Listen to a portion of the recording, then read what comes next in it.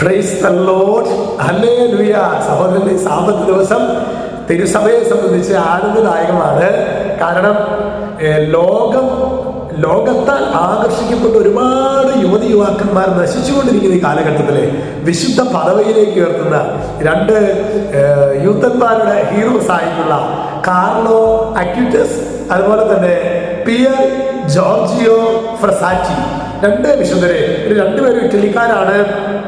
ഇവരുടെ ശരീരം, ഭൗതിക ശരീരം അഴിയാതെ സൂക്ഷിക്കപ്പെടുന്നു. ഹല്ലേലൂയ. പ്രിയ സഹോദരങ്ങളെ, വിശുദ്ധി ഇന്നും ആർക്കും, അത് യുവതീവാക്കന്മാരായിക്കൊള്ളട്ടെ, മധ്യവയസ്കരായിക്കൊള്ളട്ടെ, പ്രായമായിട്ടുള്ളവരായിക്കൊള്ളട്ടെ, വിശുദ്ധി ആർക്കും അന്യമല്ല എന്ന് ശരിക്ക് ഈ പ്രഖ്യാപനത്തിലൂടെ സ്വർഗം നമുക്ക് ഉറപ്പു തരുന്നു. നമ്മുടെ മക്കളെ വിശുദ്ധിയിൽ വളർത്താനായി നമുക്ക് പരിശ്രമിക്കാം. നാം തന്നെ വിശുദ്ധിയിൽ രൂപീകരിക്കപ്പെടുവാനും നമ്മുടെ മക്കളെ വിശുദ്ധിയിൽ വളർത്താനും വേണ്ട ദൈവകൃപയ്ക്ക് വേണ്ടി നമുക്ക് പ്രാർത്ഥിക്കാം. ഹല്ലേലൂയ. അതുപോലെ നമ്മുടെ നാളെയാണ് നമ്മുടെ പരിശുദ്ധ അമ്മയുടെ ജനനത്തിരുന്നാള്. ജനനത്തിരുന്നാളിനോടനുബന്ധിച്ച് നമുക്ക് എല്ലാവർക്കും അറിയാവുന്ന വളരെ ഇഷ്ടമുള്ളൊരു പ്രാർത്ഥനയാണല്ലോ വിശുദ്ധ ബെർണാഡ് പുണ്യവാളനിലൂടെ നമുക്ക് ലഭിച്ചിട്ടുള്ള എത്രയും ദയയുള്ള മാതാവേ ആ പ്രാർത്ഥന. വിശുദ്ധ ബെർണാഡ് പരിശുദ്ധ കന്യകാമാതാവിനെ കുറിച്ച് പറയുന്നത് എങ്ങനെയാണ്? മറിയത്തെ ഭക്തിയോടെ വിളിച്ചപേക്ഷിക്കുക, നിങ്ങളുടെ ആവശ്യങ്ങളിൽ അവൾ ശ്രദ്ധിക്കാതിരിക്കുകയില്ല.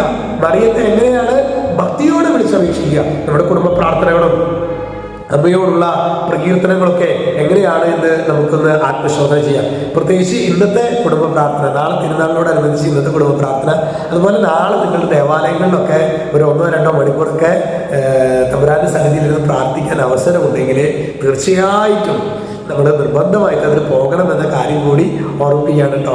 അതായത് ബെർണാഡ് പുണ്യവാളൻ പറയാണ്, മറിയത്തെ ഭക്തിയോടെ വിളിച്ചപേക്ഷിക്കുക, നിങ്ങളുടെ ആവശ്യങ്ങളിൽ അവൾ ശ്രദ്ധിക്കാതിരിക്കുകയില്ല.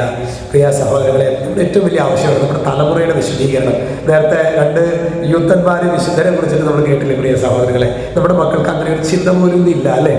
എന്ത് വിശുദ്ധി, എന്ത് പ്രാർത്ഥന, ഇതൊന്നും വേണ്ട എന്ന് പറയുന്ന ഒരു കാലഘട്ടത്തിൽ നമ്മൾ ശരിക്കും കണ്ണീരോടെ നമ്മുടെ ഫസ്റ്റ് പ്രയോറിറ്റി, നമ്മുടെ ഇന്റൻഷൻ ഒരു ഭൗതികമായ ഒരു നേട്ടമായിരിക്കരുത്. നമ്മുടെ ഫസ്റ്റ് പ്രയോറിറ്റി നമ്മുടെ മക്കളുടെ വിശുദ്ധീകരണത്തിന് വേണ്ടി നമുക്ക് പ്രാർത്ഥിക്കാം. നമ്മുടെ തന്നെ വിശുദ്ധീകരണത്തിന് വേണ്ടി നമുക്ക് പ്രാർത്ഥിക്കാം.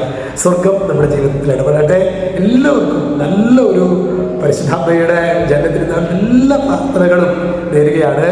ഈശോയെ കുറെ കൂടി സ്നേഹിക്കാൻ വേണ്ട കൃപ അമ്മയുടെ മാധ്യസ്ഥത്തിൽ നമുക്ക് എല്ലാവർക്കും ലഭിക്കട്ടെ. രക്ഷിതാവായ യേശു ക്രിസ്തുവിന്റെ നാമത്തിൽ ഇപ്പോഴും എപ്പോഴും എന്നേക്കും ആമേൻ.